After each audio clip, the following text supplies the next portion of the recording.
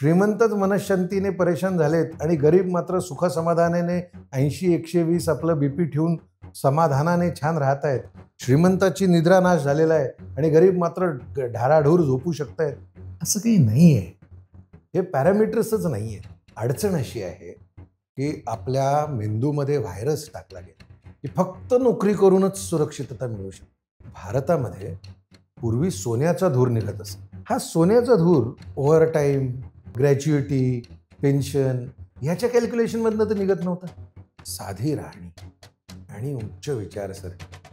मला कळतच नाही की उच्च विचारसरणीवाल्याला उत्तम राहण्याचा संकोच असायचं काय कारण. मग एकीकडे लक्ष्मीचं पूजन करायचं आणि दुसरीकडे नाही माझं काय पैशाच्या मी काय मागं जात नसतो असलं काहीतरी अहंकार बाळगायचे. या वेडगळपणातनं आपण बाहेर आलं. आपण पैसा कमावण्यासाठी म्हणून आपल्या पिढ्या बनवतच नाही आहोत. आपल्या स्वप्नांचा भागच नाही आहे की माझे उद्योग उभे राहतील. ज्या दिवशी मराठी माणसं मी पैशाच्या मागे लागलेलो आहे हे ठामपणे सांगायला शिकतील आणि त्यांना त्याच्यात कुठेही अप्रतिष्ठितपणाचं वाटणार नाही, त्या दिवशी मराठी माणसाचा इतिहास बदललेला असेल. नाही, आम्ही ना सोजवळ छान. कारण का? कारण आम्ही दारिद्र्य आहोत, आमच्याकडे पैसे नाही. तो हरामखोर.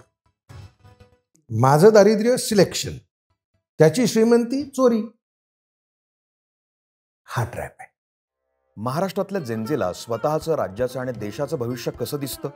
पुणे मुंबईसह संपूर्ण महाराष्ट्र अंडर कन्स्ट्रक्शन आहे का? AI पासून आपलं करिअर वाचवण्यासाठी काय करायचं? जात जनगणनेचा तिढा कसा सुटणार?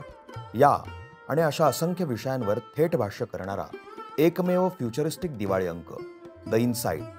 अंक घरपोच मिळवण्यासाठी डिस्क्रिप्शनमध्ये दिलेल्या लिंकवर क्लिक करा. नमस्कार, मी विनायक पाचलक आणि थिंक बँकवर अंजेकर रियालिटी प्रस्तुत दिवाळी विशेष या आमच्या विशेष सिरीजमध्ये तुम्हा सगळ्यांचं मनापासून स्वागत. दिवाळीचा सण आहे, त्यामुळे तुम्हा सगळ्यांना दिवाळीच्या हार्दिक शुभेच्छा. धनत्रयोदशी असेल, लक्ष्मीपूजन असेल, पाडवा असेल, दिवाळीत आपण लक्ष्मीची पूजा करतो, धनाची पूजा करतो. व्यावसायिक लोक त्यांच्या नवीन संवत्सराची सुरुवात करतात. पण एकूणातच मराठी माणूस म्हणलं आणि पैसे म्हणलं की थोडंसं दचकायला होतं, दबकायला होतं. कुठला तरी एक न्यूनगंड आपल्या मनात असतो श्रीमंत होण्याबाबतीत, पैशांबाबतीत. हे सगळं असं का आहे, कसं असायला हवं, मराठी माणूस आणि पैसे यांचं नातं नक्की काय असायला हवं, या संदर्भात आज चर्चा करायची आहे. माझ्याबरोबर पुन्हा एकदा थिंक बँकवरती आहेत मॅब एव्हिएशनचे संस्थापक संचालक मंदार भारदे सर. तर स्वागत आहे थिंक बँकवरती पुन्हा एकदा. नमस्कार. आणि जो विषय मी एवढी मोठी प्रस्तावना दिली, खरंच मराठी माणूस पैशाला दबकतो, बिचकतो का? आता जेव्हा तुम्ही सांगितलं की लक्ष्मीची पूजा केली जाते, आपण हे दिवाळीच्या निमित्तानं शो करतो. आपला एक दुसरा अहंकार आहे या लक्ष्मीशी निगडीत. पण आपण म्हणतो की लक्ष्मी आणि सरस्वती या दोघींमध्ये सरस्वतीचं उपासक असलं पाहिजे. मूळ लिखाणामध्ये आणि या सगळ्यामध्ये खरंच या दोन बहिणींमध्ये असं कुठं डिस्क्रिमिनेशन केलंय का की ही बहीण चांगली आणि ही बहीण मात्र वाईट, ह्या बहिणीमुळे मग तुम्हाला विद्वत्ता मिळेल आणि या बहिणीमुळे मात्र तुम्ही उद्ध्वस्त व्हाल, असं कुठं माझ्या वाचनात आलेलं नाही. ह्या दोघांना म्हणजे लक्ष्मी आणि सरस्वती यांना एकमेकांच्या समोर उभं करावं असं वाटणं, इथूनच आपलं पैसा या विषयाची बस चुकली असं मला मनापासून वाटतं. सरस्वती तुमच्याकडे आहे म्हणजे आता लक्ष्मी तुमच्याकडे असणारच नाही, किंवा एखादा लक्ष्मीवान आहे म्हणजे त्याला बुद्धिमत्ता असणारच नाही.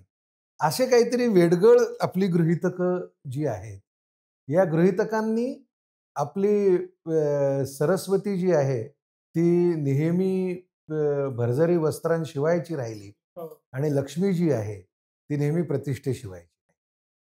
पण मुळात लक्ष्मी आणि सरस्वती एकमेकांना पूरक नाहीत, हा समज आला कुठून? म्हणजे हा अगदी शोधण्यासारखा, म्हणजे इतिहासांमध्ये किंवा पुराणांमध्ये हल्ली जाणं धोकादायकच आहे, पण या एका बाबतीत जायला आणि थोडं शोधायला हरकत नाही. माझ्या वाचनात असं कधी आलेलं नाही. माझ्या वाचनामध्ये हे नेहमीच वेगवेगळ्या विभागांमध्ये काम करणारी माणसं ती आपापल्या क्षेत्रामधली तज्ज्ञता मिळवत जातात आणि समान प्रतिष्ठित असतात. असंच या दोघांच्या बाबतीत वाचनामध्ये आलं. शक्यता एक अशी आहे की आणि मला ते म्हणजे त्यावर कोणी समाजशास्त्रीय अभ्यास केला असेल तर किंवा नसेल तर करायला हवा. पण ढोबळमानाने असं दिसतं की इंग्रजांनी आपल्याला लक्ष्मीच्या साधनेपासनं दूर जाण्यामध्ये महत्वाची भूमिका बजावली. हम्म. आपलं स्वातंत्र्य चळवळीतली आंदोलनही जर तुम्ही बघितली तर मला पण कापड बनवायचंय, मला पण मीठ बनवायचंय, तुम्ही का त्याच्यावर टॅक्स लावताय, हे तर आम्ही बनवलेलं आहे, किंवा माझे कपडे तुम्ही बाहेरून का कपडे आणताय, मी बनवू शकतो, माझ्या कपड्यांच्या एक्सपोर्टवर तुम्ही कशी बंदी घालता, ह्या मुद्द्यांपर्यंत आपण व्यावसायिक मुद्दे घेऊन स्वातंत्र्य लढा पण चालवत होतो. हम्म.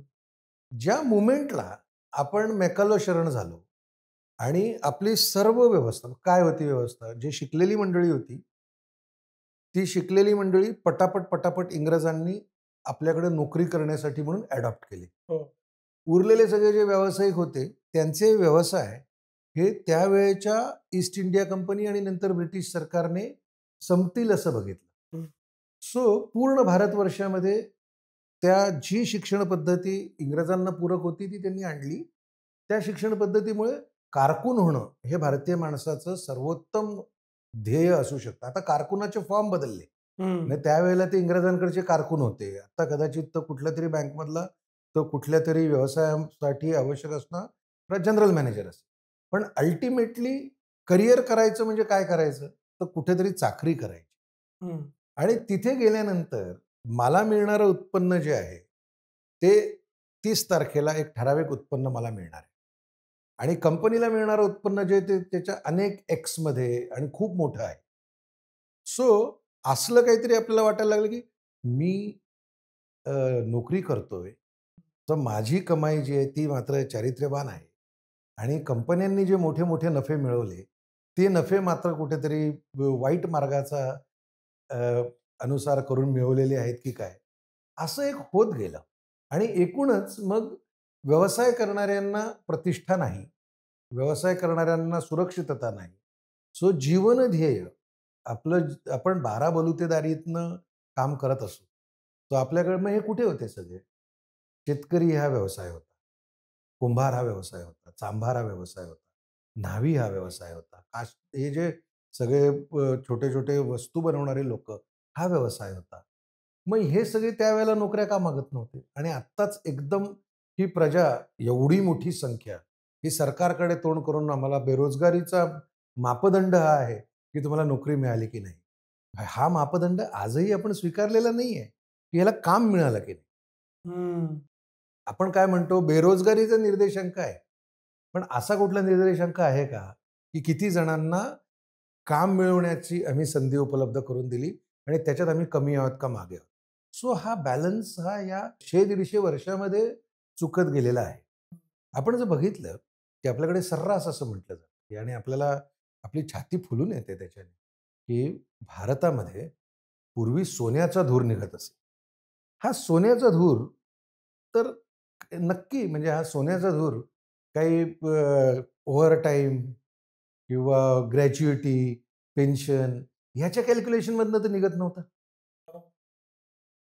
300 वर्ष जुने इतिहास आपल्याकडे आहेत. 300-350 वर्ष जुने इतिहास आहेत, की आपण नॅव्हिगेट करून आफ्रिकेपासून लोकांना आपल्या लोकांनी समुद्रातनं नॅव्हिगेट करून भारतापर्यंत आणले आणि आपली जहाजं आखातात आणि आखाताच्या पलीकडे जाऊन मग ते काय विकत होते? ते कोण लोकं होती? ती सगळी मंडळी तुमच्या असं लक्षात येईल, की इथले स्थानिक लोकं होते. त्यांची प्रज्ञा होती. त्यांच्यात व्यवसाय करण्याचे हुरूप होते. ते जिवंत राहण्यासाठी 30 तारखेला कोणीतरी पगार देईल याच्यावर अवलंबून नव्हते. हा सगळा बॅलन्स वर्ष, दीड वर्षाच्या म्हणजे आपल्या महाराष्ट्रासाठी आपण बोलायचं झालं, तर हा सगळा जुन्नर आणि ह्या सगळ्या प्रांतांमधून व्यापाराचा रूट होता. आणि मोठे मोठे व्यापारी ये जा करत असत आणि त्यांना आपली लोक बाजार लावून आजूबाजूची लोक जे आहेत ते वस्तू आणत असत, वस्तू आणून ठेवत असत आणि त्या रूटवरून जाणारे व्यापारी जे आहेत ते या वस्तू आपल्याकडून घेऊन जात असत. सो व्यापार आपल्याला नवा नाही, पण ही कारकुनी नावाची नवी गोष्ट जी आहे ती या 100-150 वर्षातच दिसते. त्याच्या आधी कधी त्याचे संदर्भ सापडत नाही. त्यामुळे इंग्रजांनी आपल्यावर राज्य केलं याच्यामधले जे अनेक तोटे सांगितले जातात, त्यातला सगळ्यात महत्त्वाचा तोटा हा इथला माणूस त्याची एंटरप्रेन्युअरशिप गमावून बसला, हा नक्की मला वाटतं. तुम्ही एक उल्लेख केला त्या उत्तरात, की नफा कमावला म्हणजे profit is a dirty word असं इतिहासात होतं पोस्ट इंडिपेंडन्स, किंवा कंपनीनं पैसे कमावले की ते अनैतिकच असतात, असा एक आपल्याकडे दृढ समज आहे. नैतिक मार्गाने पैसे कमावता येतात का? भरपूर. आता ते जे आहे ना, की behind every great fortune there is a crime, असं काहीतरी आपले लोक वाचतात आणि त्याच्या संदर्भात भरपूर काहीतरी, म्हणजे असं नेहमीच आपल्याकडे लिहिलं गेलेलं आहे, की धट्टी कट्टी गरिबी आणि श्रीमंताचं जर काही असेल तर ते चोराचा पाऱ्याचंच आहे की काय. आता एक 2-3 उदाहरणं सांगतो हो. आणि मला स्वतःला ते भयंकर थरारून टाकणारी उदाहरणं आहेत आणि आजच्या या शुभ दिवशी ही नावं घेतली गेली पाहिजेत म्हणून घेतो, की आपल्याला सगळ्यांना हे माहिती आहे, की महात्मा ज्योतिबा फुले हे उद्योजक होते. हो. ते समाजसुधारकही होते आणि ते उद्योजकही होते. म्हणजे त्यातली एक गमतीचाच भाग आहे, की आयुष्यभर इंग्रजांच्या प्रत्येक पद्धतीवर महात्मा ज्योतिबा फुलेंनी टीकाही केली आणि त्याच वेळेला ते गव्हर्नमेंट कॉन्ट्रॅक्टर म्हणून एक अतिशय नावाजलेले व्यक्ती होते. म्हणजे आजच्या बॅकग्राऊंडवर बोलायचं झालं, तर दोन्ही शक्यता मला फार भारी वाटतात. म्हणजे स्वतःवर टीका करणारा माणूस आहे, तो आपला कॉन्ट्रॅक्टर आहे, त्याला आपण बिझनेस देतो. तो तेव्हा सरकारला जर असं वाटलं असेल किंवा धंदा करणं ही वेगळी गोष्ट आहे. तो टीका करत असेल ती गोष्ट वेगळी, पण तो एक कॉन्ट्रॅक्टर चांगला आहे, त्याला काम दिलं पाहिजे, तर तीही ग्रेट आहे. हं. आणि फुल्यांना जर असं वाटलं असेल, की मी जे मत मांडतोय ते महत्त्वाचंच आहे. त्याच्यामुळे माझं नुकसान झालं तरी चालेल, पण मी सरकारवर टीका करणं थांबवणार नाही, तरी ते ग्रेट आहे. तर पुन्हा बॅक टू हे, असं फुले हे श्रीमंत ग्रस्त.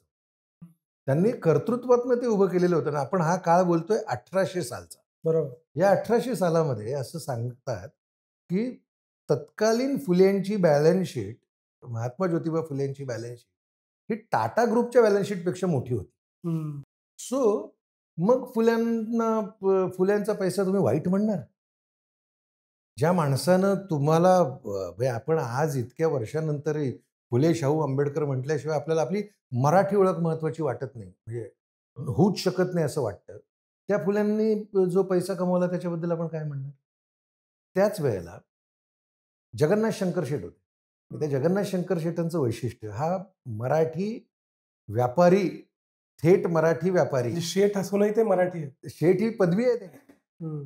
ते शेठ नाही, ते त्यांना म्हटलं जायचं, की जसा मी व्यवसाय करतोय तुम्हाला मंदार शेठ म्हणतील किंवा तुमच्या व्यवसायात तुम्हाला विनायक शेठ म्हणतील तसे शेठ.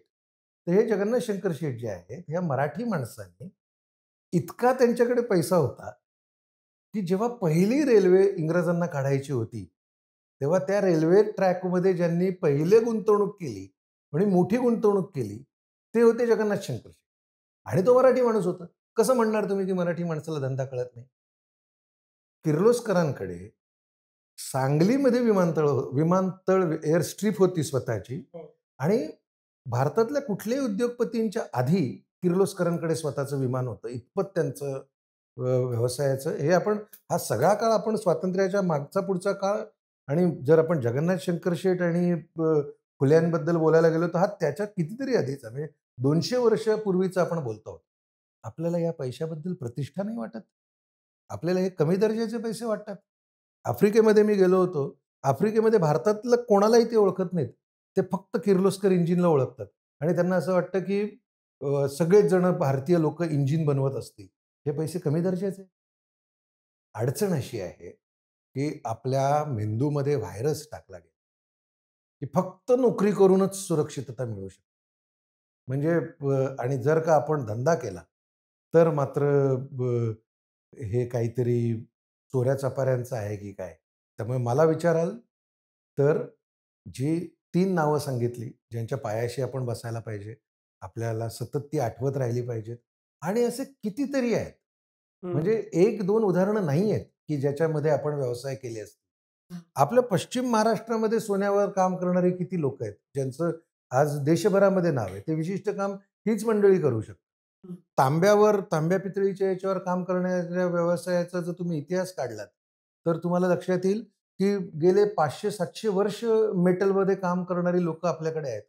ज्या मेटलला युरोपने सुद्धा नंतर ॲक्सेप्ट केलं.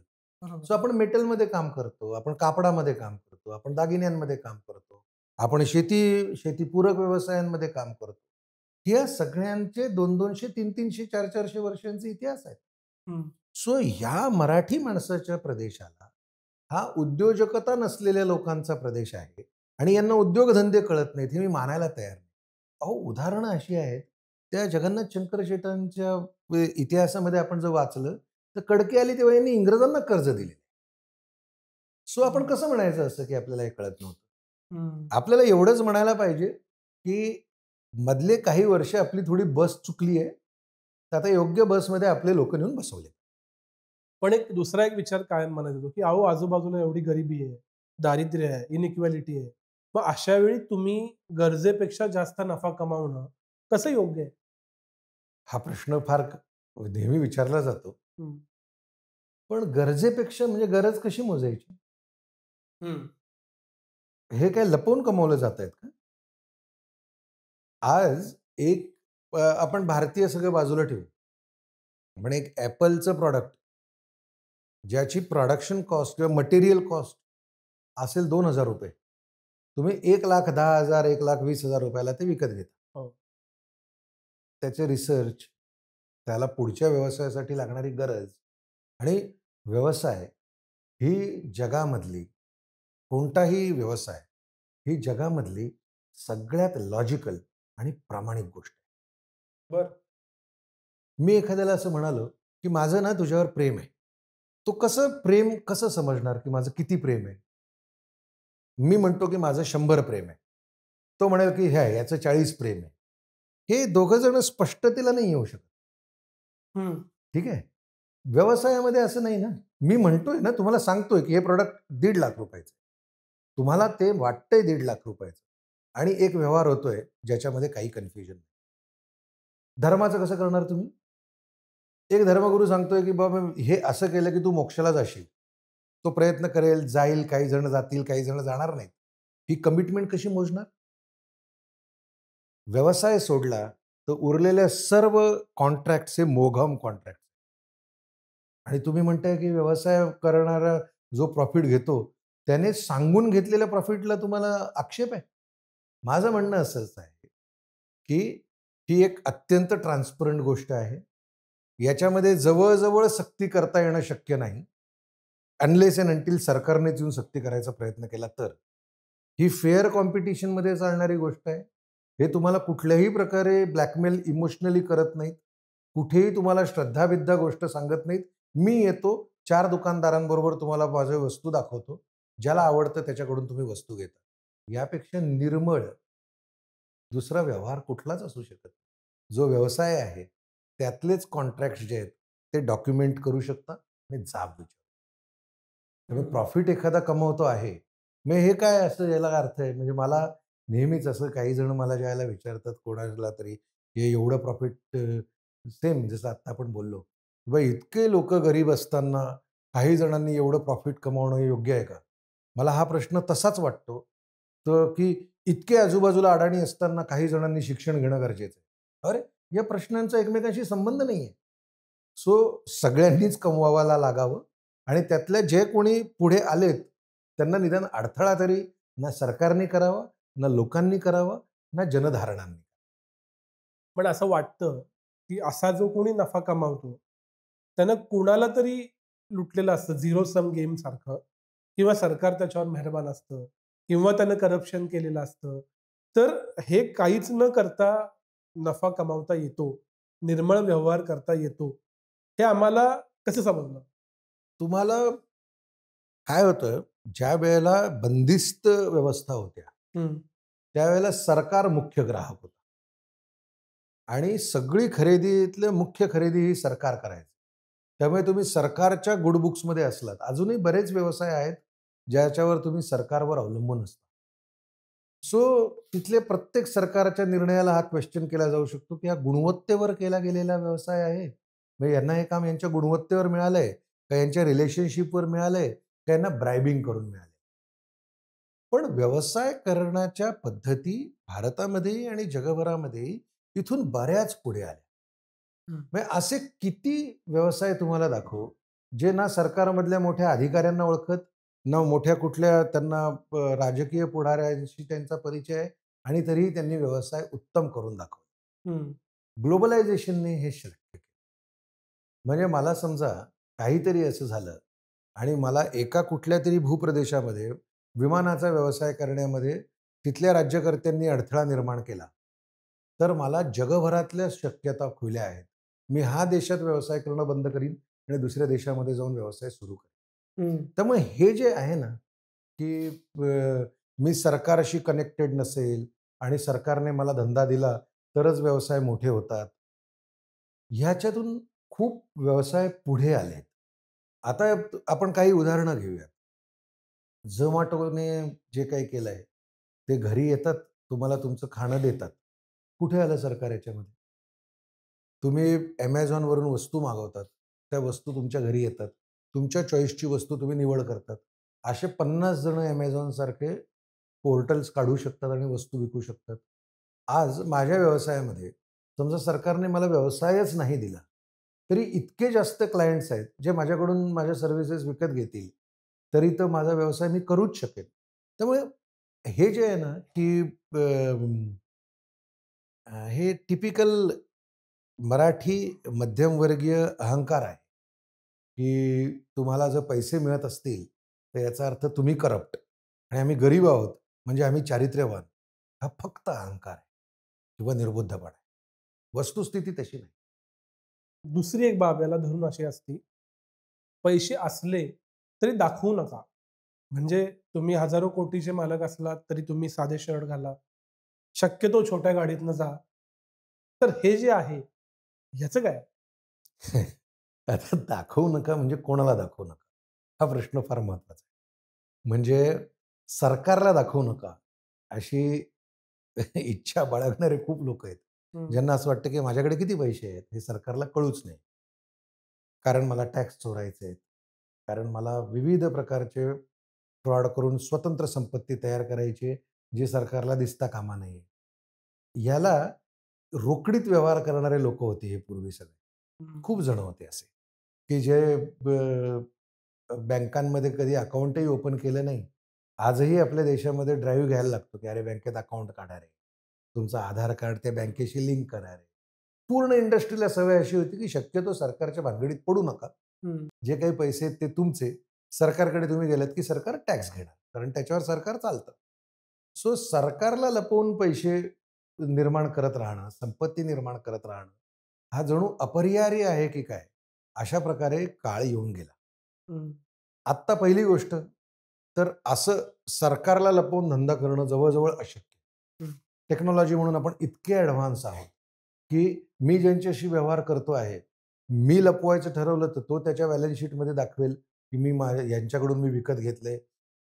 बँकांना कळेल, आपले गव्हर्नमेंटचे जे सॉफ्टवेअर्स आहेत त्याच्यातले.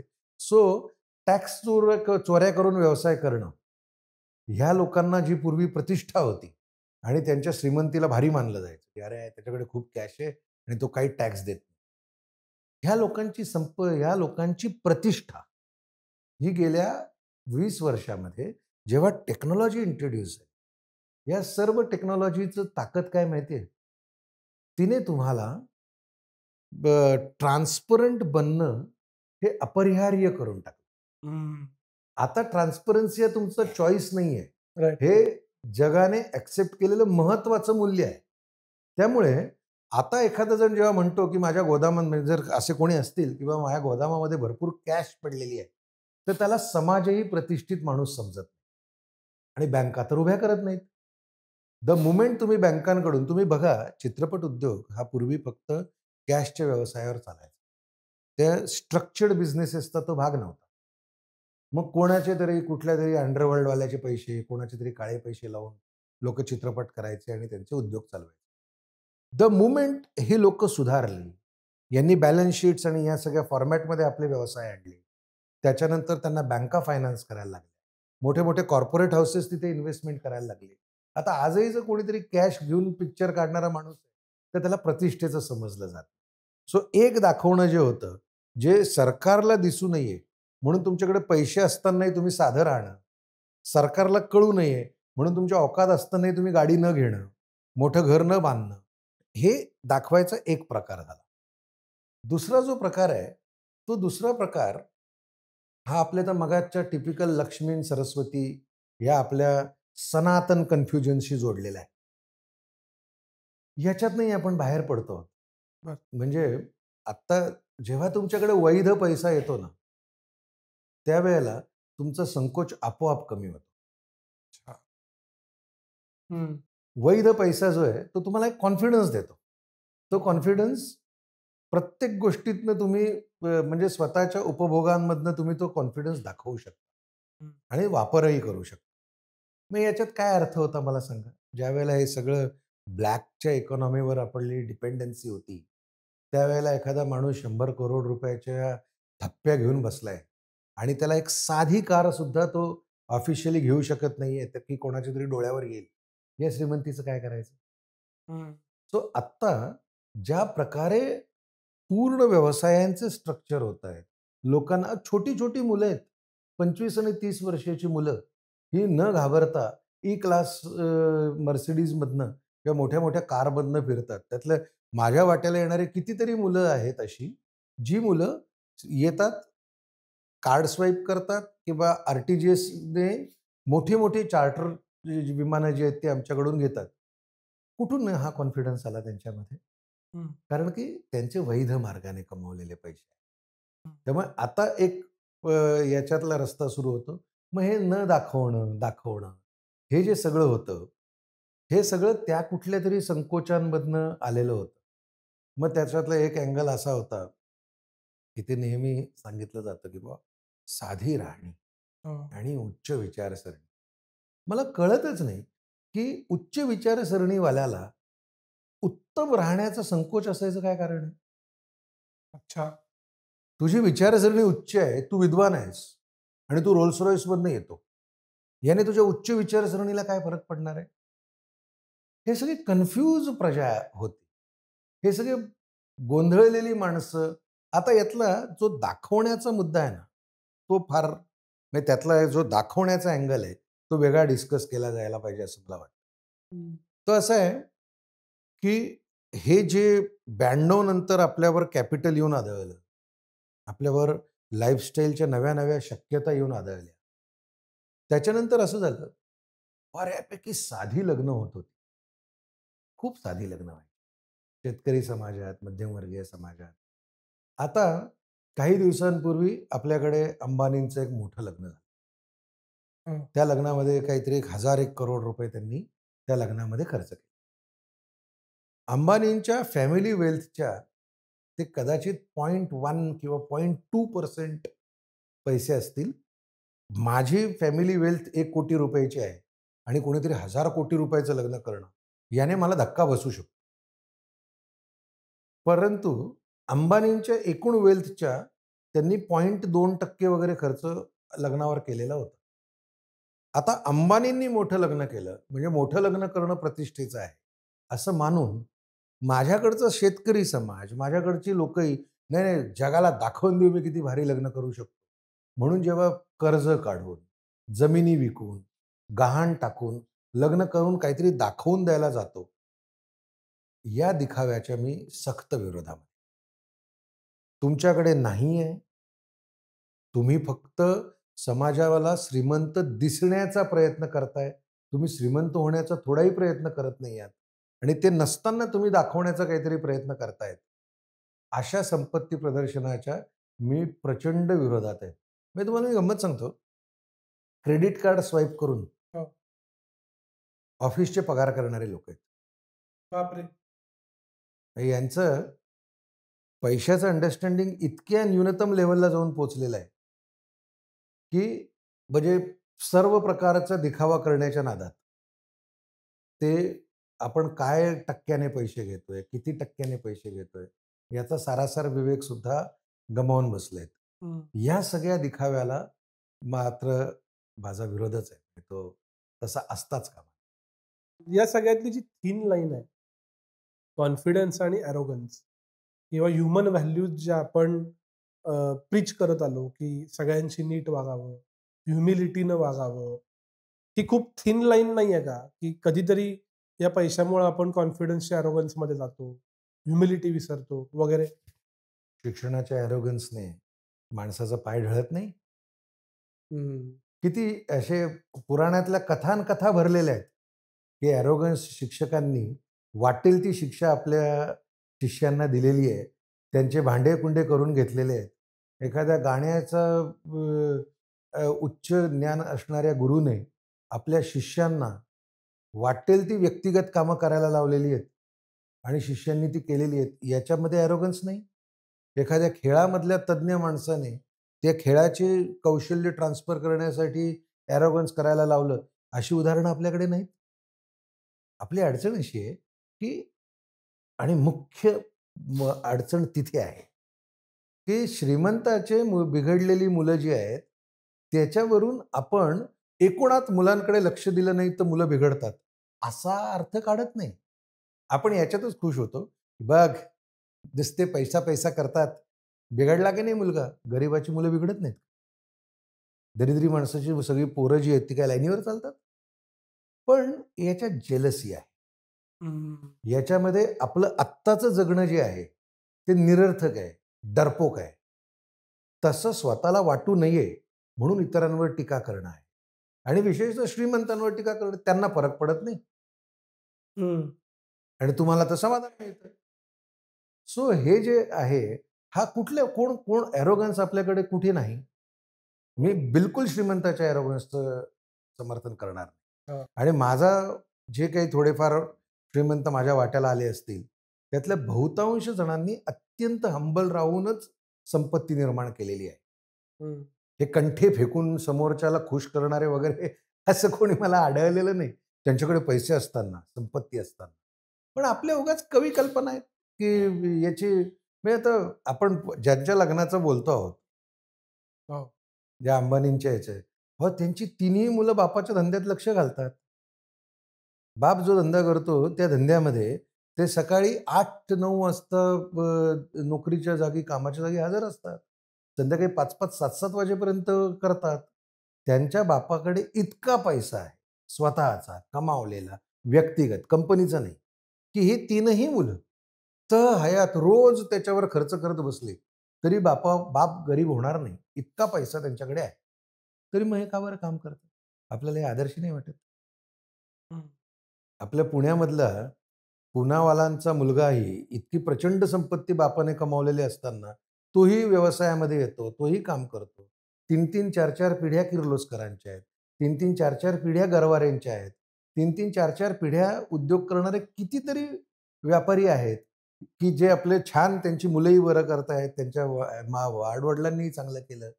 पण मग आपण मात्र कुठलातरी एखादा आपल्या माहितीतला श्रीमंत काढतो, त्याचा बिघडलेला मुलगा काढतो किंवा त्याचा ॲरोगन्स काढतो आणि मग असं म्हणतो, "नाही, आम्ही ना सोजवळ, छान." कारण का? कारण आम्ही दरिद्री आहोत. आपल्याकडे पैसे नाहीत. तो हरामखोर. माझं दारिद्र्य सिलेक्शन. त्याची श्रीमंती चोरी. हं. हा ट्रॅप.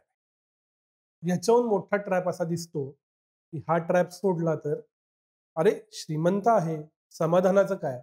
श्रीमंती आणि समाधान काय कोरिलेशन आहे? आपण हा प्रयोग एकदा करून बघूयात, हं.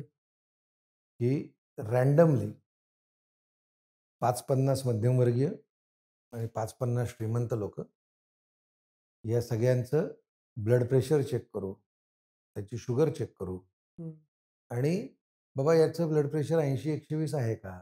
आणि याचं प्रमाण श्रीमंतांच्या ब्लड शुगर ज्या वाईट आहे, गरिबाची आणि मध्यम वर्गाची ब्लड शुगर नॉर्मल आहे. असं आहे का? हे प्रश्न शोधून काढू ना आपण. हं. हा प्रश्न जास्त म्हणजे या दिशेने जातो, की समाज म्हणून सर्व स्तरांवर अशांतता आहे. समाज म्हणून सर्व स्तरावर सुखाचा शोध थांबलाय का? मनःशांतीचा शोध थांबलाय का? त्याचा आर्थिक याच्याशी काय संबंध आहे? जर सर्व समाजाचा प्रश्न हा विवंचना, एन्झायटी हा जर सर्व स्तरांचा प्रश्न झालेला असेल, तर त्यातले कोणीतरी पैसेवाले वेगळे काढायचे मला वाटतं की हे इलॉजिकल. हम्म.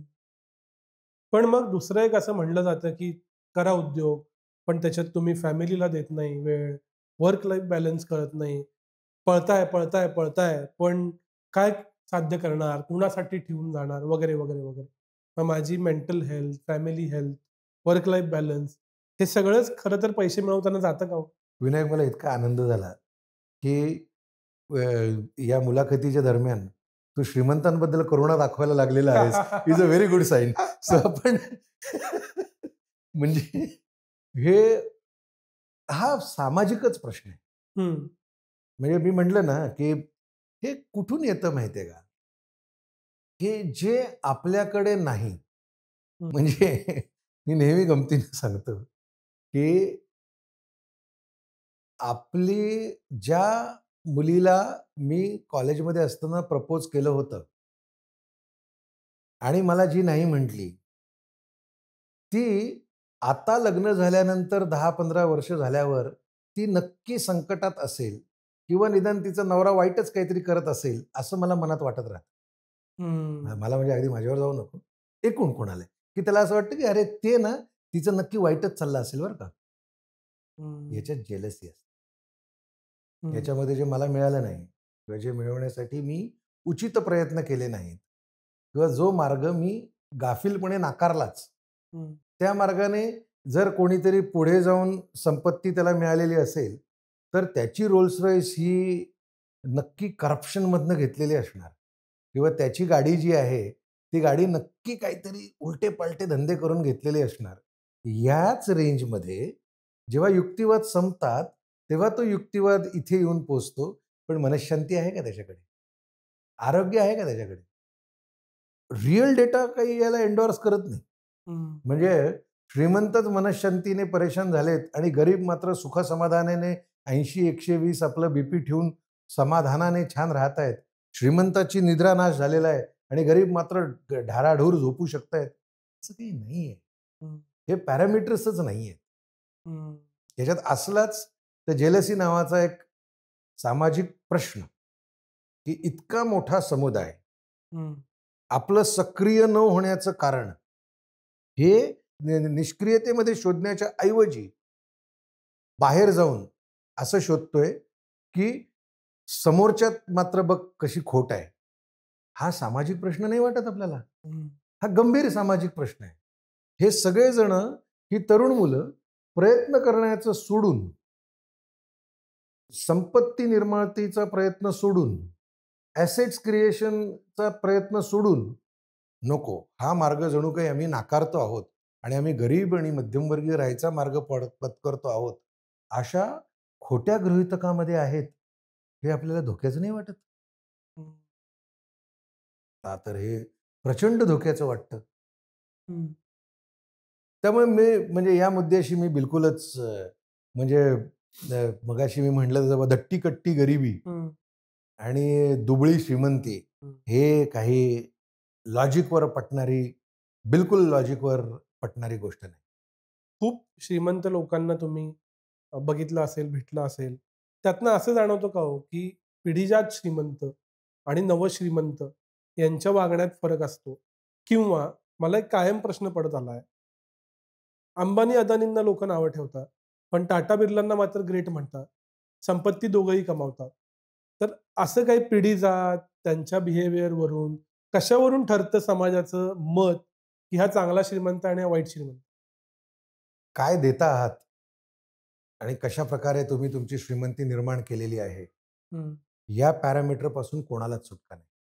हं, म्हणजे असे शेकडो मार्ग आहेत, जे म्हणजे ड्रग्सच्या व्यवसायामधून सुद्धा लोकांनी प्रचंड संपत्ती निर्माण केली. पण त्यांना प्रतिष्ठा मिळाल्याचं मी कधी पाहिलेलं नाही. तशी प्रतिष्ठा मिळेल असं मला वाटतही नाही. हं, हे म्हणजे एखाद्याने जीवापाड मेहनत करून रँगलर होणं आणि एखाद्याने कॉप्या करून 100 पैकी 99 मार्क काढणं गणितामध्ये. हं, या दोघांच्या गुणवत्तेमध्ये जो फरक आहे, तोच फरक हा तुमची कन्सेप्ट, तुमची सृजनशीलता, तुमचं समाजाप्रती आणि कर्मचाऱ्यांप्रती असणारी वागणूक या सगळ्याच्या बंधनांमधनं, मर्यादांमधनं तुम्ही गुणवत्तेची कास धरत सातत्याने संपत्ती निर्माण करत राहणारा उद्योजक आणि राजकीय पट सोपा मांडला गेला म्हणून लॉटरी लागली आणि त्याच्याने तुम्ही काहीतरी निर्माण करत जाणारा उद्योजक, यांना समाजाच्या स्वीकारण्यामध्ये कायम फरक राहील. आणि तो म्हणजे मी आत्ता सुरुवातीला जी उदाहरणं दिली त्या उदाहरणांमध्ये महात्मा ज्योतिबा फुल्यांना आणि आत्ताच्या कुठल्या तरी 4 सरकारी बाबूंचे हात ओले करून रस्ते बांधणाऱ्या कॉन्ट्रॅक्टरला आपण एक दर्जाची प्रतिष्ठा देऊ शकत नाही. मला तो एक शेर याच्यामध्ये आठवतो. तो शेर असा आहे की जो खानदानी रईस है वो नर्म रखते मिजाज अपना. जो खानदानी रईस है वो नर्म रखते मिजाज अपना. तुम्हारा लहजा बता रहा है तुम्हारी दौलत नई नहीं. सो खानदानी पद्धतीनं, राजस पद्धतीनं जी संपत्तीची निर्मिती केली जाते ती संपत्ती विनम्रही राहते, ती वर्धिष्णूही राहते आणि त्याची प्रतिष्ठा अबाधितही राहते. आणि जी संपत्ती छपरी मार्गांनी केली, हा मार्ग आहेच ना. म्हणजे हा वाद तर जुनाच आहे ना. पण आपण त्याचा अर्थ काय काढला की ज्याच्याकडे संपत्ती आहे तो चोर आहे असं नाही आहे. चोरी करून श्रीमंत झालेले खूप जण आहेत. जसे चोरी काढून सर्टिफिकेट आणणारा शिक्षणातला एखादा माणूस आहे तसे खूप आहेत. पण त्यांना प्रतिष्ठा नाही मिळणार, पूर्वीही मिळत नव्हती आणि पुढेही कधी मिळूच नाही. हे सगळं ऐकल्यानंतर मला मनापासून श्रीमंत व्हायचं आहे. मी एक मराठी तरुण आहे. तर माझं आणि पैशाचं नातं मी कसं बदललं पाहिजे, कसं इव्हॉल्व केलं पाहिजे? पहिले स्वतःच्या मनामध्ये पैसा सुद्धा ध्यासपंथे कमावला जाऊ शकतो हे आपण म्हणजे ही प्रतिष्ठा आधी स्वतःच्या मनामध्ये आपण संपत्तीला दिली पाहिजे. मग एकीकडे लक्ष्मीचं पूजन करायचं आणि दुसरीकडे नाही माझं काय पैशाच्या मी काय मागं जात नसतो असलं काहीतरी अहंकार बाळगायचे. या वेडगळपणातनं आपण बाहेर आलं पाहिजे. एखाद्या गायकाने उत्तम रियाजानंतर एखादी चांगली सुरावट ऐकवणं यामागे जशी तपश्चर्या आहे तशीच तपश्चर्या ही उत्तम संपत्ती निर्मितीसाठी करावी लागते. हे सत्य आहे, आपल्याला ते स्वीकारावं लागेल स्वतःहीसाठी. सो मी आळसावत घरी पडलेलो आहे आणि मी काहीच करत नाहीये याचा अर्थ मी एक नैतिक माणूस आहे आणि कोणीतरी संपत्ती निर्माण करण्यासाठी प्रयत्न करतोय म्हणजे तो करप्ट माणूस आहे या गृहीतकातून आपल्याला बाहेर. दुसरी गोष्ट, पैसा ही नितळ गोष्ट आहे आणि जगाचं काय करायचं आपण आधी? आपण सर्व एक मोठा पट घ्यायला लागेल ना. संपत्ती काही आजची गोष्ट नाही आहे. तुम्हाला 1000-2000 वर्षाचा पट घ्यायला लागेल. तर दुसऱ्याचे शिकार चोरून खाणारे आपण माणसं होतो ना. की कोणीतरी शिकार केली, मग तो दुबळा आहे, मग त्याची शिकार मी चोरून नेली, मग पुढे पुढे जाऊन तो काय दगड बनवायला लागला असेल, काहीतरी मेटल बनवायला लागला असेल, मग ते चोऱ्याच करायच्या, मग त्याच्यानेच संपत्ती वाढवायची. इथून निघत निघत निघत निघत निघत आपण आता अशा दिशेने चाललेलो आहोत की जो प्रज्ञावान आहे, मेहनती आहे, त्याची संपत्ती चांगली, या दिशेने आलोच ना आपण. तो मुळात संपत्ती निर्मितीचा प्रवास हा दुसऱ्याचं हिसकावून घेऊन हा माणसाच्या तत्कालीन मेंदूला पडलेलं पहिलं पर्याय होता. तिथून निघून आपण इथपर्यंत येऊन पोचलेलो आहोत की मी कुठला तरी एक कोड लिहीन, त्या कोडने मी जे सॉफ्टवेअर लिहिल ते अख्खं जग वापरेल आणि मला अचानक $1 बिलियन मिळते. तो बऱ्या दिशेने प्रवास चाललेला आहे. सो आत्ता जे करतात त्यांना मी आश्वस्त करू इच्छितो की रनिंग करण्याचे ध्यास घेतात, पैलवानकीचा ध्यास घेतात, त्याच्यासाठी कसरत करतात, त्याच्यासाठी तालीम करतात, क्रिकेटर असेल तर तो हे स्वप्न जितकं नितळ आणि छान आहे तेवढंच करिअर म्हणून पैसा कमवत राहणं हे अत्यंत नितळ आणि छान स्वप्न आहे. मी असं म्हणतो का, मी आता जसं मी बॉडी बिल्डर नाही तर मी काय म्हणतो नाही, मी ना व्यवसाय करण्याचं करिअर निवडलं त्यामुळे मी त्याच्यासारखा बॉडी बिल्डर नाही. सो बॉडी बिल्डरने असं म्हणता कामा नये मी त्याच्या करिअरला जर रिस्पेक्ट करत असेल तर त्याने पण जे कोणी पैसे कमवत आहेत त्याच्या करिअरला रिस्पेक्ट करायला पाहिजे. ज्या दिवशी मराठी माणसं हे मी पैशाच्या मागे लागलेलो आहे हे ठामपणे सांगायला शिकतील आणि त्यांना त्याच्यात कुठेही अप्रतिष्ठितपणाचं वाटणार नाही, त्या दिवशी मराठी माणसाचा इतिहास बदललेला असेल. माझं म्हणणंच आहे की आपण उद्योजकच आहोत. आपण कायमच उद्योजक असत आलेलो. ते शेतीच्या रूपाने असेल, बलुतेदारीच्या रूपाने असेल, आपण उद्योगच करत आलेलो. आपल्याला नोकरीची सवय ही 100-150 वर्षातली एक घाणेरडी सवय आपल्याला लागली आहे की जगण्यासाठी नोकरीच करायला पाहिजे. ज्या मिनिटाला त्याच्यातून बाहेर येऊन आपण खणखणीतपणे म्हणू की मला संपत्ती निर्माणासाठी उभं राहायचं, मला त्याच्यासाठी ते माझं पॅशन आहे, ते माझं करिअर आहे. मला वाटतं की मराठी मुलांनी हे आव्हान स्वीकारलं पाहिजे. ते सहज ते आव्हान स्वीकारूही शकतील, त्या गुणवत्ताही त्यांच्यामध्ये आहेत. पण एकदा एक पत्थर तो तबीयत से उछालो यारो. दुसरं, तुम्ही 4 वर्षापूर्वीच्या तुमच्या एका लेखात राकेश झुंझुनवालांबरोबरचे अनुभव लिहिले होते. जो कोणी इन्व्हेस्टर झाला, विशेषतः पोस्ट कोविड, त्यांच्यासाठी ते मॉडर्न डे आयडॉल होते आहेत. तो एक प्रश्न तयार होतो. मी तो का रेफरन्स का दिला, तर संपत्ती आली की काय करायचं? एक वेळ हे सगळं तुम्ही सांगितलेलं मान्य करून परिस्थिती बदलतेय. आपल्या द इनसाईटच्याच अंकात यावर्षीचा जेनझीचा सर्वे आहे. त्याच्यात 45% लोक म्हणतात की आम्हाला उद्योग करायचा आहे. जेनझी हे सगळं घडेल. पैसे आल्यानंतर काय करायचं? तुम्हाला एवढं काळजीचं का वाटतं? हं. तुम्ही एखाद्या जणाने 2-2 PhD घेतल्या, तर त्या ज्ञानाचं काय करायचं? असं का नाही विचारत? हं. किंवा सचिन तेंडुलकरला तुम्ही असं का नाही म्हटलात, की अरे झाल्या ना आता 8,000 रन, आता परत 10,000 पर्यंत का जातो? पैसे ही वृद्धिंगतच होणारी गोष्ट आहे. ती वाढतच राहील. वाढवतच न्यायची. पैसे आले तर काय करायचं? याचं उत्तर वाढवत न्यायचं. अजून वाढवायचं. हं. गायकाला विचारलत का तुम्ही? भीमसेन जोशी 80-85 वर्ष भारतरत्न झाल्यानंतरही मैफिली करत होते आणि त्याही वेळेला त्यांना नवं गाणं सापडत होतं. तुम्हाला असं खरंच वाटतं की त्यांनी तेव्हा थांबायला पाहिजे होतं? परत सांगतो. का बरं तुम्ही पैसेवाल्याला विचारता?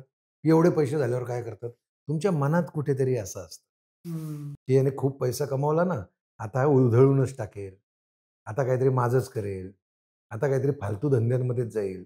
मला असं वाटतं की शिक्षणाने बिघडलेले लोकांची जेवढी संख्या असेल, सत्तेमुळे बिघडलेल्या लोकांची जेवढी संख्या असेल, अधिकारपदामुळे बिघडलेल्या किंवा ग्लॅमरमुळे बिघडलेल्या लोकांची जेवढी संख्या असेल, तेवढीच पैशामुळे बिघडलेल्या लोकांची संख्या. तर आपल्याला तो प्रॉब्लेम का वाटतोय? हं. आपण कधी कुठल्यातरी राष्ट्रप्रमुखांना किंवा पंतप्रधानांना असं विचारत नाही की अरे हा एवढा देशाचा सर्वसत्ताधीश झाला, आता याचा मुलगा जो आहे तो बिघडेलच का? असं नाही कधी भीती वाटत आपल्याला? आपण या मार्गावर न जाण्यासाठी जी विविध कारणं शोधलेली आहेत, त्यातलं हे कारण असं आहे की खूप पैसा मिळाल्यावर अजून कमवायचं. त्याच्यात कोण थांबलंय? टाटांकडे काय खडकी आहे म्हणून ते व्यवसाय करतायत का? हं. किंवा आत्ता गरवाऱ्यांकडे, किर्लोस्करांकडे, नाही त्या बिचाऱ्यांकडे ना पैसे नाही आहेत म्हणून त्यांचे फॅमिलीतली लोकं रोज काम करतात, असं असतं का? संपत्ती निर्माण करणं ही तितकीच उदात्त आणि मोठी गोष्ट आहे. ज्या जगन्नाथ शंकर शेटांबद्दल आपण बोलत होतो, त्या जगन्नाथ शंकर शेटांनी ज्यांनी रेल्वे उभी करण्यासाठी पैसा लावला, ज्या माणसाने मुंबईमधल्या तमाम महत्त्वाच्या इमारती ज्या आहेत, त्याच्यामध्ये इन्व्हेस्टमेंट आहे जगन्नाथ शंकर शेटांची, इन्क्लुडिंग जे स्कूल ऑफ आर्ट्स. हं. मग जे स्कूल ऑफ आर्ट उभारणारा जो माणूस आहे, त्याला तुम्हाला विचारायला यायचं त्याने, की मी माझ्या संपत्तीचं काय करू? तुम्हाला असं वाटलं, की हां, तुम्हाला काय दिसतं? एक कोणतातरी मल्ल्या असतो, तो वाटेल तसे पैसे उडवत असतो. म्हणून तुम्ही सरसकट उरलेल्या सर्व उद्योजकांना यांच्याकडे पैसे आहेत म्हणजे हे मगरुरी करणार असं समजता. हं. पैसे आल्यावर काय करायचं याचं उत्तर अजून पैसे कमवायचे. याच्यापेक्षा वेगळं काय असू शकतं? गाणं शिकून तू विशारद झाला, आता का शिकतो? असं का नाही म्हणत त्याला? हं.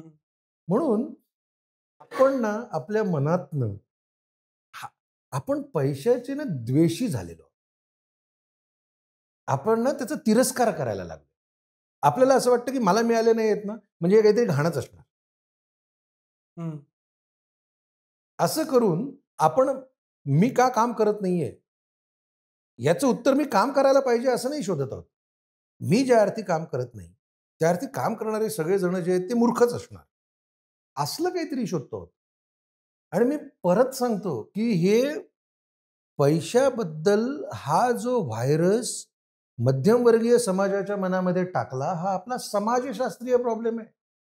मी एकाही अग्रलेखाचं शीर्षक हे पाहिलेलं नाही की मायकल जॅक्सनने इतके सगळे गाण्याचे प्रोग्राम केल्यानंतर आता त्याने का करावं. आर रेहमानच्या नावावर इतके उत्तम उत्तम संगीत निर्माण केल्यानंतर आता याने थांबायला हवं, नाही तर हा बिघडेल. सो मला वाटतं की याचं उत्तर मी दिलं. पण ज्याला उद्योजक व्हायचं आहे त्याला शिक्षण पद्धतीतनं अजून तरी तितकंसं बूस्ट मिळत नाही ना. म्हणजे मी फायनान्स शिकलो नाही, मी उद्योग करायला लागल्यावर बॅलन्स शीट शिकलो, मला अजून व्हॅल्युएशन येत नाही. अशा वेळेला यांनी शिकायचं कुठून? हा महत्वाचा प्रश्न आणि हा गंभीर प्रश्न. आणि मी शिक्षण घेत असतानाही आणि आत्ता मी माझ्या मुलांची वगैरे पुस्तकं पाहिली त्याच्यामध्येही आपण पैसा कमावण्यासाठी म्हणून आपल्या पिढ्या बनवतच नाही आहोत. आपल्या स्वप्नांचा भागच नाहीये की माझे उद्योग उभे राहतील. आपल्या स्वप्नांमध्ये आपण सर्व प्रेरणा देण्याचा आपण प्रयत्न करतो. त्याने शास्त्रज्ञ व्हावं, त्याने शिक्षक व्हावं, त्याने चांगला इंजिनियर व्हावं, त्याने चांगलं डॉक्टर व्हावं, त्याने चांगलं सरकारी अधिकारी व्हावं. या सर्व प्रेरणा देणारं मटेरियल जे आहे ते तुमच्या अभ्यासक्रमामध्ये आहे. त्याने उद्योजक व्हावं हे प्रेरणा देणारं म्हणजे आपला इतका प्रयत्न असतो की तुम्ही बघा वेगवेगळ्या शाळांच्या गॅदरिंगचे प्रमुख पाहुण्यांची एक लिस्ट काढा. नॉर्मली गॅदरिंगला जो प्रमुख पाहुणा बोलावला जातो तो मुलांना काही चांगलं सांगेल, मुलांना त्याचा आदर्श वाटू शकेल असं बोलवलं जातं. तर तुम्ही बघाल मी एकदा प्रयोग म्हणून रँडम सॅम्पलिंग करून 100 ठिकाणी असं विचारलेलं होतं. त्या 100 शाळांमध्ये त्यांनी जुन्या शिक्षकांना बोलवलेलं होतं, गावातल्या एखाद्या चांगल्या गायकाला बोलवलेलं होतं, त्यांनी एखाद्या शाळेतला जुना माजी विद्यार्थी जो काही खेळाडू झालाय, अधिकारी झालाय, बँक मॅनेजर झालाय, कवी आहे, पत्रकार आहे, या सगळ्यांना त्यांनी गॅदरिंगला बोलवलेलं होतं. एकाही उद्योजकाला बोलवलं. बापरे. शाळेलाच वाटत नाही की हे काहीतरी एक सन्मानाची गोष्ट आहे, या दिशेनेही जाण्याचा पर्याय मुलांनी निवडला पाहिजे. शाळेलाच वाटत नाही. MPSC UPSC करा याचे क्लासेस तुम्ही गल्लीबोळामध्ये बघाल. उद्योजकतेचं शिकवणारं कोणी पाहिलंय? हे एवढे मोठे मोठे MBAचे आपण फॅक्टऱ्या लावल्या आहेत, इंजिनिअरिंगचे आपल्याकडे एवढे कॉलेजेस आणि शाळा आपण म्हणजे इंजिनिअरिंगचे खाजगी आणि सरकारी कॉलेजेस आपण काढले आहेत. आपलं उद्योजकतेचं कॉलेज कुठलं? नाही माहिती. कॉमर्स शिकणाऱ्या मुलांमध्ये त्यांचा जो सिलेबस आहे त्याच्यामध्ये अकाउंटंट कसं व्हायचं या दिशेने सगळा सिलेबस आहे. उद्योजक कसं व्हायचं याचे किती चॅप्टर आहेत त्यांच्याकडे? MBA करणाऱ्या मुलांकडे किती आहेत? शाळेमध्ये आपण किती वेळेला हे पर्याय पण दिलेले आहेत. मी म्हणत नाही अख्खे सगळेजण उद्योजक होतील, पण मी म्हणतोय की उद्योजक व्हावं याच्यासाठी आपल्याकडे काहीही इकोसिस्टीम नाही. आणि आपल्याला GDP बद्दल मात्र मत आहे. आपलं असं म्हणणं आहे की नाही, आपलं राज्य जे आहे ते श्रीमंत व्हायला पाहिजे. साहेब, या देशामध्ये जो सोन्याचा धूर निघत होता, तो सोन्याचा धूर जर काढायचा असेल तर त्या सोन्याच्या धुरामध्ये काही मोठा वाटा हा उद्योजकांचा देखील आहे. पगारी माणसांमधून धूर निघू शकत नाहीत. नोकऱ्या मागत फिरणारे लोक कोपऱ्या टापऱ्यावर विड्याचे धूर काढू शकतात, सोन्याचे धूर काढू शकत नाही. सोन्याचा धूर या देशातनं आता निघत नसेल तर त्याचं एक महत्वाचं कारण तुम्ही उद्योजकांना ना प्रतिष्ठा देत. कुठलं सरकार असं घोषणा करतं की खेड्यापाड्यातल्या लोकांना उद्योजक बनवण्यासाठी आम्ही 3 वर्षाचा ड्राईव्ह घेतलेला आहे? माझ्या बघण्यात काही फुटकळ प्रयत्न विविध करत राहतात, तसं करत राहतात. सो मराठी माणूस म्हणून आणि आज आपण लक्ष्मीपूजनाच्या दिवशी बोलतो आहोत. लक्ष्मी ही जर पूजनीय असेल तर आपण हे फक्त दिखावा करतो. आपल्याला मनापासून ती पूजनीय वाटत नाहीये. ती पूजनीय जर असेल तर आपण गृहीत धरू सगळेजण जर फ्रॉड मार्गाने पैसा कमवत आहेत तर याचा अर्थ चांगल्या मार्गाने पैसे कमवण्याचे पर्याय बंदच झालेत. हे मी का स्वीकारावं? तू कर ना, तू प्रयत्न कर, तू उत्तम प्रॉडक्ट घेऊन ये. ग्लोबलायझेशनचा अर्थच हा आहे. अख्ख्या जगामध्ये मी जाऊ शकतो आणि संपत्तीची निर्मिती करू शकतो. तंत्रज्ञान आणि ग्लोबलायझेशन या 2 गोष्टींनी आम्हाला जगाची क्षितिज विस्तारण्याची शक्यता दिलेली आहे. आम्हाला जेवढं पूर्वी वाटायचं जग मोठं, तितकं ते मोठं वाटू नये इतपत आपण टेक्नॉलॉजीने जवळ आलेलो आहोत. या सगळ्याचा उपयोग हा संपत्ती निर्मितीसाठी नाही करायचा, तर कशासाठी करायचा? म्हणजे ईस्ट इंडिया कंपनीने येऊन आपल्याकडे धंदा केला. हो. आता तशा भारतीय कंपन्या परदेशामध्ये जाऊन कचकून धंदा करतायत की आपण त्याची माहिती सुद्धा ठेवत. आपल्याला ते होर्डिंगवर आजही मराठी सर्वसामान्य मुलांना होर्डिंगवर दिसणारे नेते, त्या रील्समध्ये दिसणारे अभिनेते आणि कुठेतरी कुठली तरी एक सरकारी किंवा निमसरकारी किंवा खाजगी नोकरी याच्या पलीकडचं कोणी जर प्रतिष्ठितच वाटत नसेल आणि मेंदूची कवाडच उघडणार नसतील, तर मग आपण ग्लोबल सिटीजन होऊ नाही शकत. राहुल मला म्हणून एक डोक्यात येतंय, ही बस मराठी माणसांची चुकली का हो? पुरून रिच लिस्ट घ्या, त्याच्यात नवं मराठी आडनाव नाही. किर्लोस्कर, चितळे, गरवारे सगळे 70 वर्ष जुने. भारतातले सगळे युनिकॉर्न्स, इंडिकॉर्न्स घ्या, झो घ्या, झेरोदा घ्या, सगळी साऊथची लोक आहेत, नॉर्थची लोक आहेत. फक्त मराठी माणसाची बस चुकली. हे काय झालं मी सांगतो. हा बंगाल्यांचा प्रॉब्लेम आहे, हा उडिया लोकांचा प्रॉब्लेम आहे, हा मराठी लोकांचा प्रॉब्लेम आहे आणि हा काही प्रमाणात आसामी लोकांचा प्रॉब्लेम आहे आणि कदाचित कर्नाटकातल्या लोकांचा प्रॉब्लेम. इथं हा व्हायरस म्हणजे ज्यांना ज्यांना इंग्रजांनी जवळ केलं आणि नोकऱ्या दिल्या, ते लोकांच्या पुढच्या पिढ्या ज्या आहेत त्या अजूनही नोकऱ्यांच्याच नादाला लागल्यात असं ते आहे. गुजराती माणूस नोकऱ्यांमध्ये नव्हताच, तर त्याने त्याचा व्यवसाय कंटिन्यू केला. राजस्थानामध्ये इतकी आर्थिक परिस्थिती कठीण होती, तो मारवाड्यांनी उद्योगाचा मार्ग जो आहे तो सतत पुढे घेऊन गेले. ज्यांना नोकऱ्या मिळाल्या त्यांची बस चुकली.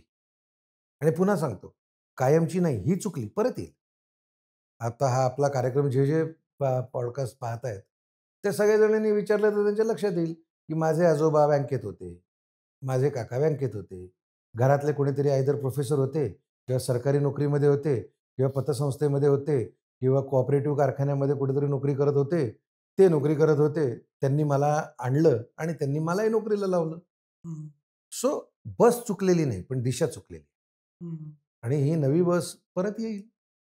त्या बसमध्ये जर अख्खं चायना सामील होऊ शकतं, अख्खं कोरिया सामील होऊ शकतं. त्यांच्याही अशाच बस चुकवलेल्या होत्या ना. हे सगळे कॉमनवेल्थवाल्यांच्या बऱ्याच जणांच्या बसेस चुकलेल्याच आहेत ना. हो. ह्या सगळ्यांनी दुरुस्त केलं आणि आपण दुरुस्त करण्यात आळस करतो आहोत असा विषय. जेव्हा हायपोथिसिसच बदलतो, स्थैर्य आणि संपन्नता याच्यात समजा मराठी माणसानं स्थैर्य निवडलं. पण आता जे हा व्हिडिओ बघतायत त्यातले खूप जण आयटीत आहेत. त्यांची नोकरी आणि स्थिरता याचा अनफॉर्च्युनेटली काही संबंध उरला नाही. परत संपन्नता प्रायोरिटाईज करायची असेल, किती वर्ष लागतील कोर्स करेक्शन? आज होऊ शकतं. आज लक्ष्मीपूजन आहे. आत्तापर्यंत जर का आपण असं करत असू की एखादा पैशाच्या मागे लागला, हे आपल्याला जर का कमीपणाचं वाटत असेल, तर आज आपण संकल्प करू की आपल्या घरातला एखादा जण जर पैशाचा मागे लागला, लक्ष्मीपूजनाच्या दिवशी याला आपण शुभशकुन मानायला सुरुवात करू. काहीच वाईट नाहीये. कचकावून पैसे कमवू शकतात. नव्या नव्या कल्पनांची बिलकुल वानवा नाहीये. जाऊन बघा, गुगलमध्ये जा आणि इकडं बघा, आपलेच इथूनच महाराष्ट्रातनं निघालेली पोरं नव्या नव्या आयडिया गुगलच्या पायावर घालतात आणि गुगल त्याच्यातून संपत्ती निर्माण करतं. त्याला फक्त त्या पायावरून उठायचंय आणि म्हणायचं की आता माझ्या आयडियावर मी संपत्ती. संपत्तीची आयडियाची कमी नाहीये ना बॉस. कमी जी आहे ते त्या धाडसाची आहे. मी फार वेळेला याच्या आधी म्हणले आणि मला ते नेहमी गंमत वाटते आणि जी आशाही वाटते. आपल्या सगळ्यांचा बाप शिवाजी महाराज. आपण सगळे महाराजांची लेकरं, महाराजांची मावळे. बरोबर. त्यांचं आपलं स्वप्न काय? कुठेतरी मला ना एक बेडरूमचा फ्लॅट मला रिटायरमेंट पर्यंत मिळाला की माझं स्वप्न पूर्ण झालं. बरोबर. आपले महाराजांचं स्वप्न किल्ले बांधायचं होतं. महाराजाचं नाव घेऊन मी माझ्या मोटरसायकलवर 3 जण आम्ही शिवजयंतीला फिरतो. तर आमच्याकडे तो अंश आलेला आहे ना. आज चुकलंय काहीतरी. पण मूळ तर मी किल्ले बांधणारा, सह्याद्रीला सामोरं जाणारा, हे सगळं जर असेल स्वप्न बघायचं जे दरिद्रीपणा आपल्यामध्ये आला, तो व्हायरस काढू बाहेर. हं. आजही Googleच्या पायावर आम्हीच आयडिया टाकणारे बरीच म्हणजे असा माझा अहंकार नाही की फक्त आपणच टाकतो. पण त्यातली बरीचशी टीम जी आहेत, ती इथनंच आलेले सॉफ्टवेअरवाले आहेत. मोठ्या-मोठ्या तुम्ही Teslaमध्ये जा, Mercedesमध्ये जा किंवा या मोठ्या ऑटोमोबाईलमध्ये काम करणारे जे फायनान्स इंजिनिअर आहेत, ते इंजिनिअर पुणे, औरंगाबाद, नागपूर, नाशिक इथनंच आलेले आहेत ना. हो. आता तो तिथे जातो आणि स्वतःला सुरक्षित समजतो, की BMWने $2 बिलियन जे कमावलं, तिथे मला ना 50,000चं पॅकेज मिळालं. याच्यात ज्याला सुरक्षितता वाटतेय, ज्या क्षणाला त्याला कळेल, की माझ्या 50,000च्या साठी मी 2 बिलियन सोडले, त्या मिनिटाला त्याची कन्सेप्ट आणि त्याचा उद्योग सुरू होईल. का नाही मिळणार? मग आपलं पुन्हा म्हणजे एक मुद्दा जो तुम्ही बोलला नाहीत, हे आपल्याकडे इतकं आनंदाने सांगतात ना, की त्यांच्याकडे काय आहे? त्यांची लोकं त्यांनाच मदत करतात. हे जे गुजराती, मारवाडी व्यावसायिकांबद्दल मराठी माणसाचं मत आहे, की त्यांना काय? त्यांना सगळे त्यांचीच लोकं मदत करतात. ते दुसऱ्यांना मदत करत नाहीत. मी ऑन कॅमेरा सांगतो, की गुजराती आणि मारवाडी व्यापाऱ्यांनी माझ्याकडे मराठी असूनही इन्व्हेस्टमेंट केली माझ्या व्यवसायात.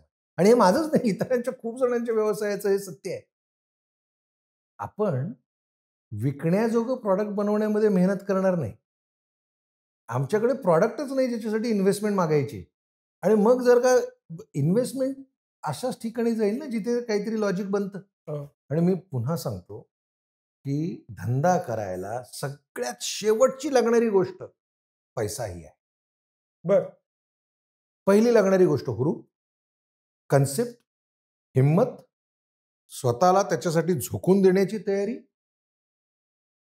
हे जिथे आहे, तिथं पैसा येतानाच मी पाहिलं. एकही उदाहरण मला असं माहिती नाही, की ज्याची कन्सेप्ट उत्तम आहे आणि त्याला कॅपिटल उभं नाही करता. हे मी कधीही पाहिलेलं. आणि अशी जर का तुमच्या वाट्याला आलेली उदाहरणं असतील, तर त्यांना मी इतकंच सांगेन, की अजून प्रयत्न करा. जर कन्सेप्ट छान असेल, तर बाजाराने भरभरून पैसा देईल. ते राकेश झुनझुनवालांना विचारायचं, त्यांचे 46,000 कोटी रुपये होते. I spend a wonderful time with. हं. म्हणजे हे जे आपण ज्या मगरुरी-बिगरुरीबद्दल बोलतोय ना, तर त्यांचं एक इतकं चांगलं आहे. त्यांना मी एकदा विचारलं, त्यांचा ते फोटो आलेला सगळीकडे. ते पंतप्रधानांना भेटायला गेले आणि त्यांचा शर्ट चुरगळलेला वगैरे होता. तर मी त्यांना अरायव्हललाच त्यांना मी विचारलं. नेक्स्ट डे त्यांना मी विचारलं आल्यावर. म्हटलं, "तुम्ही ते असं चुरगळलेलं शर्ट घालून कशाला पंतप्रधानांना भेटायला गेला होतात? आता राकेश झुनझुनवालांकडे सूट नसेल किंवा राकेश झुन" तर ते मला म्हणे, "बघ यार, मी असं नाहीये." त्यांनी ते कुठल्या अँगलने घेतलं ते. ते म्हणे, "नाही, नाही, असं नाहीये. मला काही पंतप्रधानांच्या समोर असं व्हाईट कपडे घालून जायचं नव्हतं. मी माझा शर्ट इस्त्री करून घेतला. त्याला मी ₹600 दिले. तो जाताना चुरगळला. त्या चुरगळलेल्या शर्टने मग आता काय करणार? आता किती वेळा मी इस्त्री करून घेऊ? म्हणून म्हणे मी तसा गेलो." तुम्हाला हे साधेपणा नाही वाटत? तुम्हाला ही मगरुरी वाटते? असं कोणीतरी करणं, इतक्या साधेपणाने जाणं. आता गंमत सांगतो. हं. चुरगळलेला शर्ट घालून पंतप्रधानांच्या समोर बसलेल्या त्या माणसाची हिंमत कुठेही कमी झाली नाही. कॉन्फिडन्स कुठेही कमी पडला नाही. हं. आपलं काय आहे? आपल्याला कॉन्फिडन्स येण्यासाठी टाय घालावा असं वाटतं. आपल्याला कॉन्फिडन्स येण्यासाठी इंग्रजीत बोलावंसं वाटतं. आपण उद्योजकता शिकवत नाही. पण जगाची भाषा आहे, आपल्याला यायला पाहिजे. म्हणून इंग्रजी बारक्या-बारक्या पोरांना सुद्धा शिकवतो. गरज असो नसो तरी शिकवतो. हं. आपण त्यांना आपल्याकडची पोरं ब्रिटिशांपेक्षा चांगला टाय लावतात, त्याची नॉट बांधतात. आपल्याला त्याचं कौतुक आहे. आपल्याला हे समजतच नाहीये, की या निरर्थक गोष्टी, याच्याने काहीच होत नाही. मूळ कन्सेप्टने होतं, मूळ धडाडीनं होतं. मूळ व्यवसाय जे उभे राहतात, ते तुम्ही बाजारामध्ये काय कमी आहे, ते आयडेंटिफाय करता, त्याला उत्तर देण्याचा प्रयत्न करता. ट्रेडर असाल तर ट्रेडर त्या पद्धतीने देतो. एक्सपोर्टर असेल तर तो त्या पद्धतीने देतो. एखादा प्रज्ञावान माणूस असेल तर तो नवं प्रॉडक्ट डिझाइन करून देतो. एखादा इंजिनिअर असेल तर तो त्याचे मशीन्स बनवतो आणि ते जी काही बाजारातली गरज आहे ती भरून काढतो. हे करण्यासाठी आपण काय करतोय? मला इतका त्रास होतो. मग आता हे त्रिभाषिक वगैरे सगळं जे काही हं. आपलं अभिजात आणि हे सगळं चाललेलं होतं. त्यावेळेला माझा स्टेक हा होता आणि आजही आहे, की तंत्रज्ञान इतकं पुढं गेलंय, की एखादा मनुष्य, मी मराठी आहे म्हणून मी मराठीबद्दल बोलतो, तो फक्त मराठी शिकला, तरी जगामध्ये बिलकुल मागं राहणार. त्याने मराठी शिकावं, त्याच्यातनं त्याचं काहीही अडणार नाही. आपल्या व्हायरसची सुरुवात ही इंग्रजी शिकण्यापासून होते. हम्म. मानसिकता पराभूत जी होते, ती शाळेतनं होतीये ना साहेब. हम्म. इतकी दर्जेदार मुलं मी पाहिली आहेत. शेतकरी आहेत, उद्योजक आहेत. पूर्ण आत्मविश्वास गमावून बसले. कशामुळे आत्मविश्वास गमावून बसले? तर त्यांना इंग्रजी येत नाही. कोणी टाकला हा व्हायरस त्याच्या मनामध्ये? असा जगाचा नकाशा समोर काढा. अख्खा रशिया, इंग्रजी येत नाही. अख्खा चायना, इंग्रजी येत नाही. अख्खा फ्रान्स, इंग्रजी येत नाही. इटली, इंग्रजी येत नाही. जपान, इंग्रजी येत नाही. हे गल्फमध्ये फिरणारे एवढे सगळे ऑइलवाले, मोस्ट ऑफ देम इंग्रजी येत नाही. जगाच्या नकाशामध्ये इंग्रजी न येणाऱ्या लोकांनी सुद्धा राज्य केले. भाषेने आपली काय अडचण करून ठेवली? आपली अडचण अशी केली आहे, की इंग्रजी बोलणारा फाड-फाड हा शब्द इतका डोक्यात जातो, तो त्या एका उद्योजकाच्या जाहिरातीचा इंग्रजी शिकवणाऱ्याचा शब्द होता. फाड-फाड इंग्रजी बोलणारा हा आम्हाला हुशार वाटतो. आणि एखादा माणूस ज्याला इंग्रजीमध्ये बोलता येत नाही, पण तो दर्जेदार आहे, तर आम्ही त्याच्याकडे कमीपणाने पाहतो. हे सगळ्यात जास्त कठीण कशासाठी इंग्रजी शिकायचं? तर इंग्रजी शिकायचं कारण की टेक्निकल लँग्वेज इंग्रजी आहे, असं आपल्याला सांगितलं गेलं. हो. म्हणून आपले येडे-गवारे इंग्रजी शिकले. म्हणजे विमानांच्या टेक्नॉलॉजी सगळ्यात कठीण टेक्नॉलॉजीजपैकी एक आहे. हो.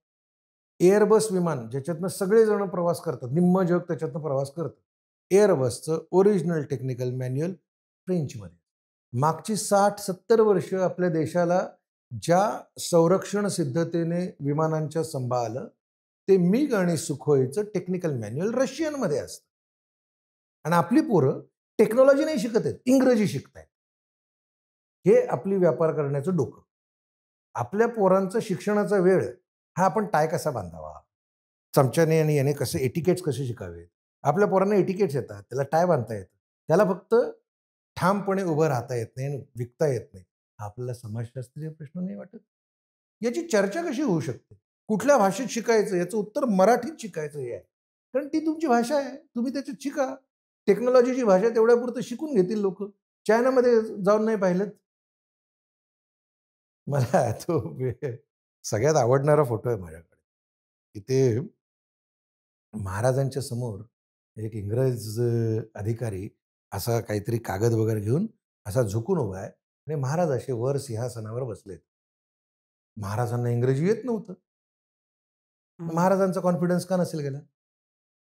महाराजांना राज्य करता येतं. त्यामुळे ते इंग्रजीला घाबरले नाहीत, ना इंग्रजाला घाबरले. आपल्याला राज्य करण्यापेक्षा इंग्रजाला घाबरणं महत्वाचं वाटतं. इंग्रजीमध्ये बोलणं महत्वाचं. माझं इंग्रजीबद्दल जराही ऑब्जेक्शन नाही. जगात शेकडो भाषा आहेत, कुणी कुठलीही भाषा शिकावी. आपल्या शिक्षण व्यवस्थेने आपल्याला या टिंपाड गोष्टी ज्या आहेत त्या महत्वाच्या मानायला शिकवलं. म्हणून आपण जे पोर आहे, आपण करवंटी ठेवली आणि आतलं नारळ आणि त्याचं पाणी फेकून दिलं. इंग्रजी मला करवंटी वाटते. सो हे सगळीकडे आलं, तसं हे व्यवसायांमध्ये पण आलं. त्यामुळे शिक्षण व्यवस्थेमध्ये आपल्या कोणीही धाडस करत नाही की माझ्या पोरांना मी फक्त व्यवसाय करायला शिकवीन, मी लिहून घेईन की इथं येणारा माणूस हा फक्त उद्योग करणार आहे असा बॉन्ड लिहून दे, तरच तुला मी इथे सगळं शिक्षण देतो. आहे हिंमत अशी कॉलेजेस काढायची? गरज नक्की आहे कॉलेजेस.